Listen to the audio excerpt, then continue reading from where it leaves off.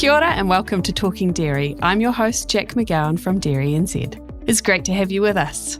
Today we're talking about something pretty fundamental, the levy. If you're a dairy farmer paying the levy, you'll want to know what you're getting back for that investment. Well, we've just released an independent report that measures the return on your levy investment over the past 5 years, and the findings are worth talking about. Joining me to unpack the report are Tracy Brown, Chair of DairyNZ, and Dr Alan Pearson, Group Chairman of Prime Consulting International, and Nimmo Bell, the independent analysts who did the work. Welcome to the podcast, Tracy and Alan. Thanks for having us, Jac. Thank you, Jac. Tracy, before we get into the report, can you give us the basics of how the levy works for those who don't already know? Okay, well, first things first, Jac. The levy's a collective investment made by all dairy farmers, and it underpins so much that helps us do what we do for dairy. That's arguably the best in the world. So Kiwi farmers invest around $70 million a year via the levy to deliver a more positive future for New Zealand dairy through science, research, advocacy and farm extension. And the practical application of the levy is really that it helps us share in the success and breakthroughs and lessons collectively.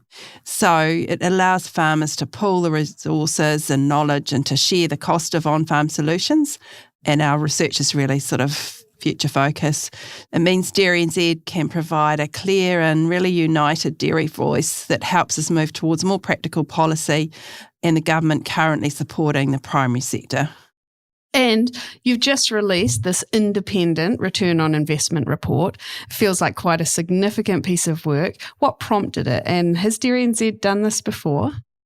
Yeah, so over the past century, farmers have collectively invested in the industry's future, as you know.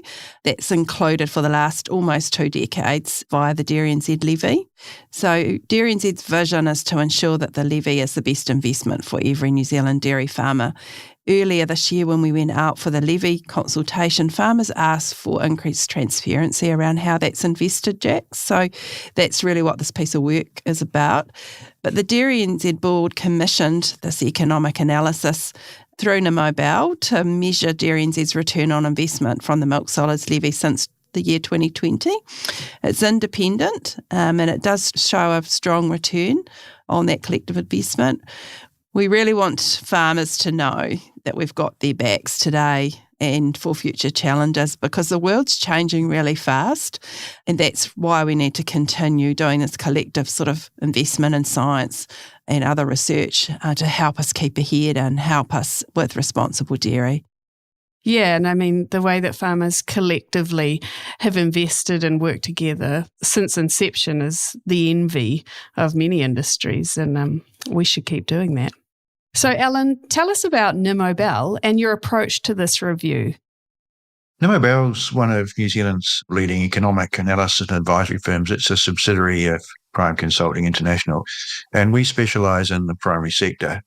So our experience includes working with industries, corporates, government clients within New Zealand and internationally, including in the Ministry of Primary Industries in New Zealand. With this particular study, we put in a huge amount of technical analysis using accepted measurement techniques. That includes cost-benefit analysis to quantify the net present value or the value of current investments in today's dollars. Also, we did Monte Carlo simulation modelling, which looks at scenarios and risks. It's kind of a what-if thing, deals with uncertainty. Finally, we workshopped the findings with farmer panel, Dairy New Zealand staff, board members and external experts to pressure test and scrutinise the results so that we know that they're robust and they're not just ours alone. They're actually, grounded in the truths of the industry, you could say.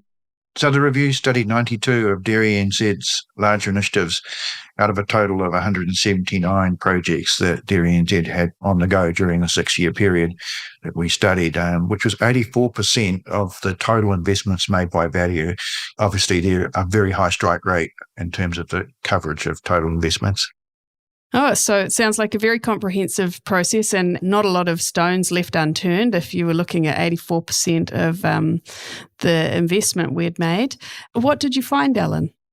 Yeah, we found, and this was pleasing, $341 million of levy investment was made during that period. And from that, DairyNZ generated an estimated $2.98 billion, just under $3 billion of value.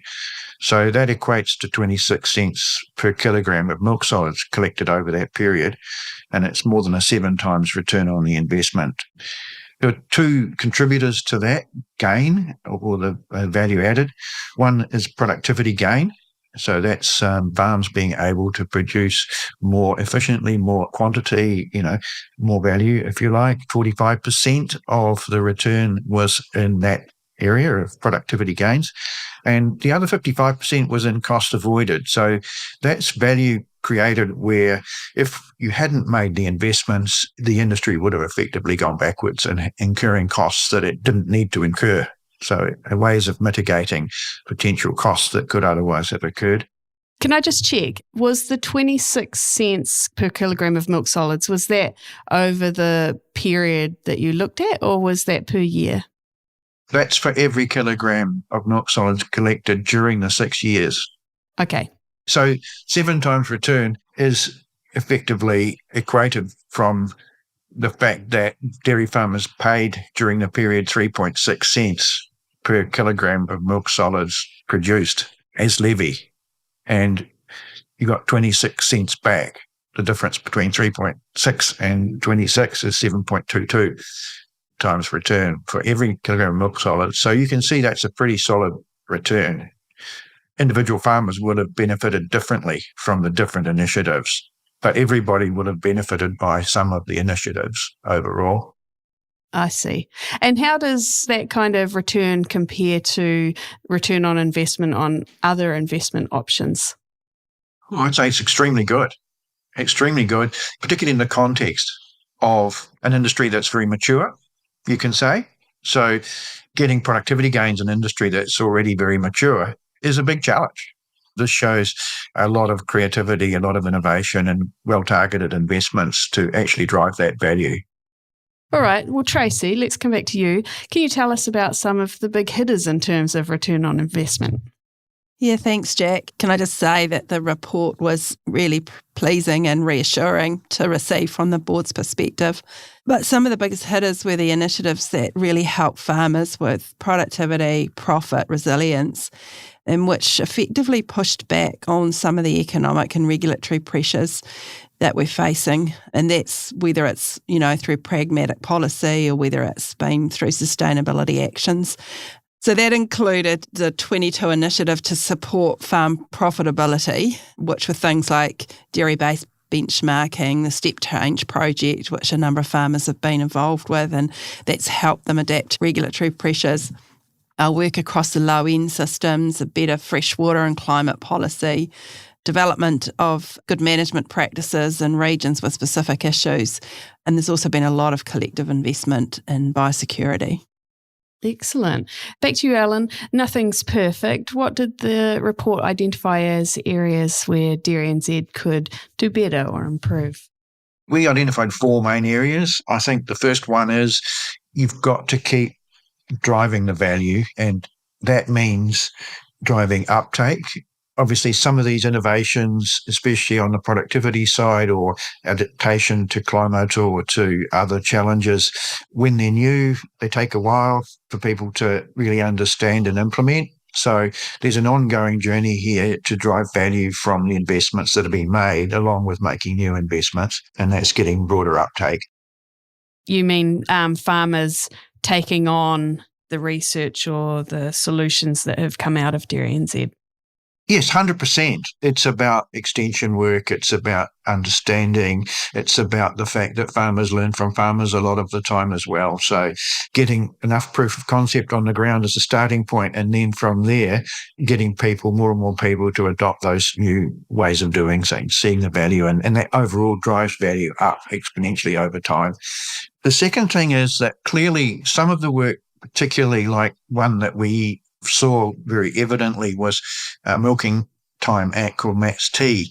These sort of practical tools that farmers can use really help to drive value in very tangible ways. never lose sight of the fact that practical tools that farmers can use are critical to get that value on the farm. And they complement some of the broader policy work and other stuff, which can, from a farmer's point of view, can seem quite nebulous, but nonetheless does actually ultimately benefit you. But those practical tools are very well received, and they definitely have a short track, a very short connection between the investment made, getting the thing working, and then, once it's actually out there and available, it'll drive value very quickly. So it's a quick win type situation that you can balance with some of the more strategic stuff. We saw from the perspective of Dairy New Zealand, there's an opportunity here to dashboard the results. We've got better IT nowadays. We've got AI. We've got all sorts of tools where we can actually start looking in real time at what the investments are doing. And we recommend that some of that gets adopted into the way things are done. So you don't just measure what's done, way afterwards, but you're actually able to see more in real time how you're tracking in terms of setting goals and achieving them. Case studies are also really, really good because they show how something conceptual or something big can actually produce value at the farm level, at the industry level, shows the application of the knowledge, and they really help with explaining things as well as understanding them. So dashboards and case studies are a great area to focus on. And finally, involving farmers themselves in co-design of the research activities will definitely make them stronger. And there's good examples of that actually happening. And if you sort of read the narrative, if you have a chance to get a cup of tea and read this 140-page report, you're going to see there's some pretty good evidence in there of particular things that have done well in challenging environments through involvement of the farmers in the communities and all the other actors in the communities. So Dairy New Zealand's been a catalyst and a driver of these things and provided inputs and knowledge and different things. But the thing's really been stronger because farmers have been part of it from the get-go. Absolutely. Alan, I'm curious because my main role at DairyNZ, aside from hosting podcasts, often works in the space of dashboards and case studies, but more coming out of projects research. Can you tell me more about when you're talking about dashboards and case studies, what does that mean for farmers? Like, what would they see? Well, I think you could have the dashboards and case studies at two levels. I mean, one is the internal level for management, the people running the projects, and that stuff that might, make farmers' eyeballs glaze, but is important for for the people running the projects to know that they're running on time and things are getting achieved. So the project management kind of a tool and a planning tool for internal use. But I think in terms of external facing, life on the farm, what's meaningful to see on a dashboard would be indicators related to improvements around dairy metrics in the industry, right? Okay. Now, those dairy metrics will be set collectively through the strategies.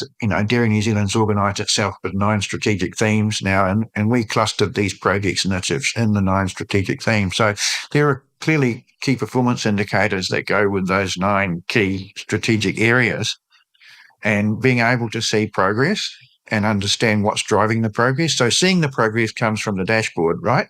So you can see the dial moving and how much it's moving. On the other side, the case studies show the how. How is it happening? What's being done that makes that happen? Okay, I understand. So Tracy, how are you responding to these recommendations, or how is DairyNZ responding to these recommendations? And how will farmers be able to see that we're following through? Yeah, that's a great question, Jac. So it's been really great to get the recommendations, and we are across them or getting across, the ones that we need to make some further changes on. So we are making increased use of results dashboards to provide more transparency. We'll generate some farm-based case studies because farmers really like to learn from other farmers, but that'll help us demonstrate R&D and, in terms of practical actions and what that looks like on farms. And we're involving farmers more in the co-design of research programs to make those programs even stronger. One really recent example of sort of co-design and research that comes to mind is around resilient pastures. And I think that was on one of the recent podcasts, as well as that our recent work around heat stress, which lots of farmers have been involved with shaping up the program and making their farms available for research. So really this whole review by Nimmo Bell provides a really independent, data-driven view of whether the investments that DairyNZ's made on behalf of our farmers with the levy is really providing bang for buck or not. It should enable levy payers to see which of the research and science and advocacy and farmer extension programs are providing the best returns and where the areas are for improvement, as well as just give them a bit more information about what we're doing and what applies to their business that they may not be aware of. So we'll continue to measure what we're doing, what we're investing in, and providing that feedback and just continuing to improve for the benefit of all our farmers. Thank you, Tracy. And a question for both of you, or maybe Tracy's in charge, so she should probably answer. When will you repeat this, and what can we expect to see then? I guess it's best practice to check and adjust investment strategy. So we'd expect to do that on a regular basis. So we'll do something like this at least, in the next 5 years. The review of the strategy, we have sort of ongoing processes around that, but the actual ROI project needs a little bit of time in between, obviously, to just give the research and investment some time to play out. But what you can be sure of, I guess, for farmers that are listening, is that we'll be keeping a relentless focus on delivering positive future and good investment for New Zealand dairy. We weigh up every investment that comes to the board so that we make sure that it will drive productivity, it'll strengthen our farm systems, it'll help our farmers compete globally and sustainably. And it's what we need to do to continue to lead the world on responsible dairy. And where can farmers read this report?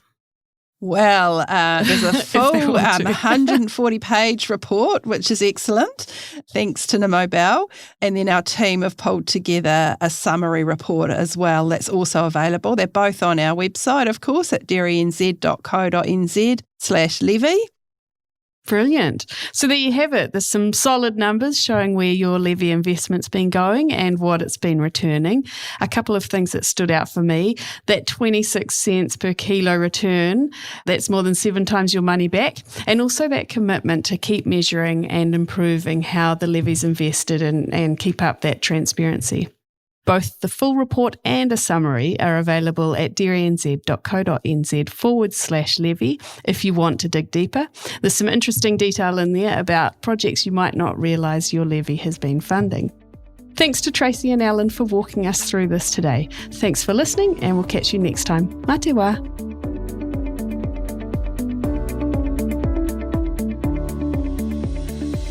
If you'd like to get connected with DairyNZ's latest advice, research, tools and resources, whether it's reading, scrolling, listening or in person, you can visit dairynz.co.nz/get-connected, and don't forget to hit follow to keep up to date with our latest episodes.